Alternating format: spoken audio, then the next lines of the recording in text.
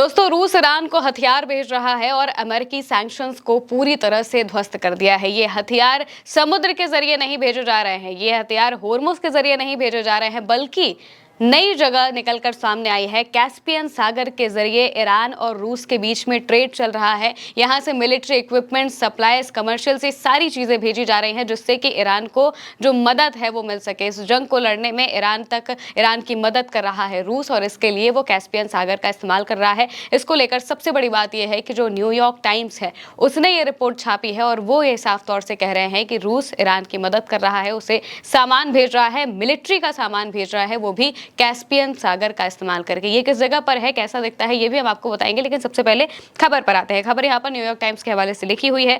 लिखा गया है, long overlooked Caspian Sea provides strategic trade route for Iran. यानी कि कैस्पियन सागर एक रणनीतिक रास्ता बना है ईरान के लिए, और बहुत लंबे समय से इस पर ध्यान नहीं दिया जा रहा था।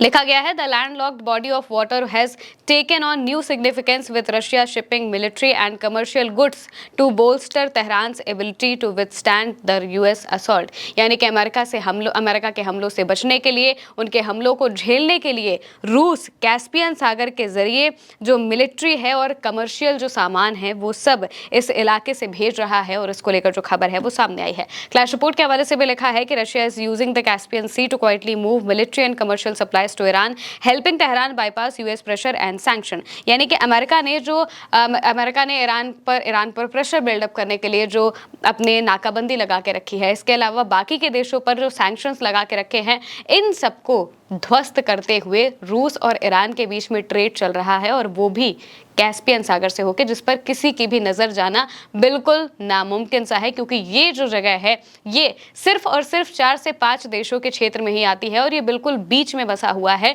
जिस पर अमेरिका किसी कीमत पर नहीं पहुंच सकता, और अमेरिका की दादागिरी वहां पर नहीं चल सकती। इस वजह से इस इलाके का इस्तेमाल करके जो रूस है और ईरान है, ये दोनों ही अपना ट्रेड कर रहे हैं। ईरान को कोई सामान भेजना होता है तो वो रूस से इसके जरिए भेज सकता है, और इसके अलावा जब रूस को मिलिट्री सप्लाईज भेजने हैं, अगर ड्रोन्स भेजने हैं, अगर हथियार भेजने हैं, तो वो भी इसका इस्तेमाल कर रहा है। अब कैस्पियन सागर है कहाँ, ये आप मैप में देख लीजिए किस तरीके का ये दिखता है।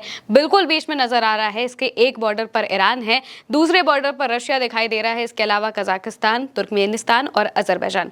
1 2 3 4 5, सिर्फ 5 देशों से इसका बॉर्डर लगता है। यानी कि ये जो कैस्पियन सागर है, इस पे यहाँ तक पहुँचने के लिए आपको 5 देश ही लगेंगे। इन्हीं के जरिए आप जा सकते हैं, बाकी कहीं से भी आप यहाँ पर नहीं जा सकते, और ना ही ये किसी इंटरनेशनल वाटर से मिलता है। ये सिर्फ यही का है और यहीं पर रह जाता है। इसमें जो पानी भरा जाता है, इसमें जो पानी आता है, क्योंकि ये कैस्पियन सागर है, तो यहाँ पर जो पानी आता है ये अलग अलग देशों की नदियों से आता है, और फिर ये यहीं पर एक सागर की तरह से बना हुआ है। अब अगर रूस और ईरान को अपना ट्रेड करना है, उन्हें कोई सामान पहुंचाना है, जाहिर सी बात है कि सामान अक्सर पहुंचाए जाते हैं तो वो मोस्टली जहाज़ों के जरिए ही पहुंचाए जाते हैं। इस वजह से यहाँ पर, और अगर वो देखा जाए तो अगर उन्हें प्लेन से भेजेंगे तो वो जाहिर सी बात है कि रडार में आ जाएंगे, फ्लाइट रडार के डेटा में दिख जाएगा कि कौन सा प्लेन कब गया, कितना गया, किस तरीके का प्लेन था। अगर मिलिट्री प्लेन है तो वो भी पता चल जाता है। इस वजह से इन सारी नजरों से बचने के लिए रूस और ईरान ने नया तरीका निकाला। अब जो अमेरिका है उन्होंने वैसे ही सैंक्शंस लगा के रखे थे उन सभी देशों पर। अगर कोई भी ईरान को अपना हथियार देता, हथियार बेचता, या उससे इससे ऐसी किसी भी तरीके का जो ट्रेड है वो करता, तो उन पर सैंक्शन लग जाते। रूस पर वैसे ही सैंक्शन लगे हैं। रूस को खैर इस बात से कोई फर्क नहीं पड़ता है, लेकिन पूरी दुनिया के सामने एक जो इमेज है वो ऐसी नहीं आनी चाहिए कि रूस इस जंग में इन्वॉल्व है, क्योंकि फिर उसे सामने से डायरेक्ट कूदना पड़ेगा, और अगर रूस कूदेगा तो जाहिर सी बात है कि फिर अमेरिका के साथ भी बाकी देश आ सकते हैं, और फिर ये जंग बड़े दायरे पर हो सकती है। इस वजह से सिर्फ एक देश को ही फ्रंट पे रख के ये जो जंगें हैं वो लड़ी जाती हैं।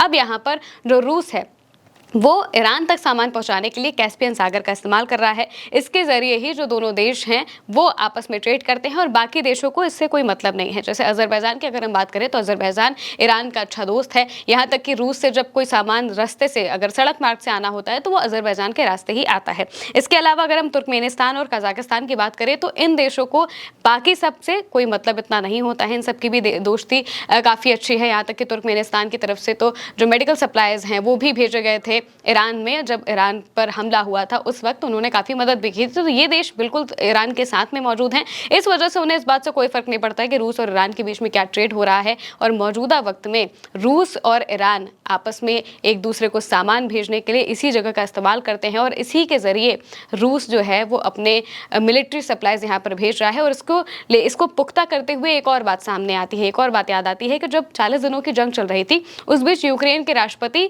मिडल ईस्ट पहुंचे थे। जब वो पहुंचे तो उन्होंने इस बात को कहा था कि एक ड्रोन जो मैंने देखा जो यूएई में मौजूद था वो ड्रोन दरअसल रूस का था, उसे रूस ने बनाया था। वो रूस में उसके पीछे लिखा हुआ था, दिख रहा था कि वो रूस का ड्रोन है, क्योंकि यूक्रेन और रशिया की लड़ाई होती है तो जाहिर सी बात है कि यूक्रेन के पास जो ड्रोन्स गिर रहे हैं उनके बारे में उनको जानकारी होगी कि ये रूस के ड्रोन हैं। इस वजह से उन्होंने बताया कि रूस कहीं ना कहीं इसमें शामिल है और रूस मदद कर रहा है। और अब सामने आ रहा है कि रूस किस तरीके से अपना सामान यहाँ तक पहुँचा रहा है, ईरान तक पहुँचा रहा है। और मौजूदा वक्त में ईरान की बड़ी मदद करता हुआ यहाँ पर रूस दिखाई दे रहा है। और इसके साथ साथ में रूस यूएन में भी ईरान के साथ खड़ा होता हुआ नजर आ रहा है। यूएन में भी ईरान का पूरा साथ रूस ने दिया है और साफ तौर से कहा है कि अगर ईरान के खिलाफ कोई रेजोल्यूशन लाया जाएगा तो उसमें सबसे बड़ी बात यह है कि एक तरफा रेजोल्यूशन नहीं होना चाहिए। और अगर ईरान के खिलाफ जबरदस्ती कोई कार्रवाई करने की कोशिश की जाएगी तो हम सीधे वीटो कर देंगे। पहले भी रूस और चीन ने मिलकर वीटो किया था और अब भी जब अमेरिका और बहरीन ने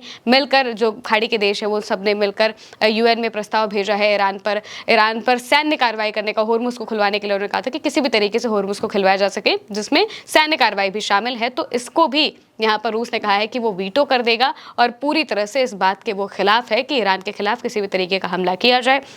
और हर तरीके से रूस यहाँ पर मदद करता हुआ दिखाई दे रहा है। अब सामान पहुंचाने के लिए वो कैस्पियन सागर का इस्तेमाल कर रहा है और वही पूरी दुनिया के सामने यूएन में भी ईरान के साथ मजबूती से खड़ा है। फिलहाल के लिए मेरे यानी महिमा के साथ इस खबर में इतना ही। आप देखते रहिए ओल्ड टच में।